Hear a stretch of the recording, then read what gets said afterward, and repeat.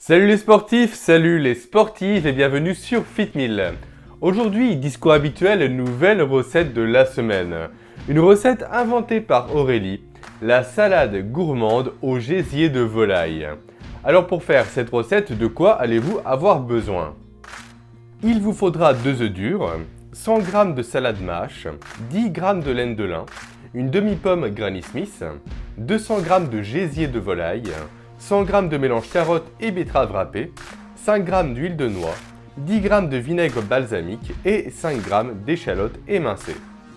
Maintenant, place aux étapes. Vous allez commencer tout simplement par prendre une poêle que vous allez faire chauffer pour ensuite y ajouter le gésier de volaille directement. Alors attention à ne pas rajouter de matière grasse car le gésier est déjà gras comme ça suffira amplement pour la cuisson. Une fois que le gésier sera cuit, retirez-le, réservez-le et retirez surtout le surplus de gras qui reste dans la poêle. Alors moi je l'ai fait notamment à l'aide d'un sopalin tout simplement. Ensuite écrasez vos graines de chia, puis ajoutez-les ensuite dans cette même poêle toujours chaude afin de les faire griller. Une fois que c'est bon, réservez. Prenez maintenant un grand saladier, versez-y la salade mâche, le mélange carotte betterave râpée, puis mélangez. Ajoutez ensuite les graines de lin grillées, la demi-pomme que vous aurez préalablement coupée en petits cubes de petite taille, les gésiers cuits, l'échalote émincée et mélangez à nouveau. Ajoutez enfin maintenant les œufs coupés en 4, puis l'huile et le vinaigre balsamique avant de mélanger une toute dernière fois. Vous n'avez maintenant qu'à séparer la salade en deux et la partager avec un ami, votre compagne ou votre compagnon et à la déguster. Alors pourquoi Aurélie a eu l'idée de cette recette? Tout simplement car souvent, on sous-estime l'importance et les intérêts des abats. Les abats en général sont des parties assez intéressantes pour les sportifs.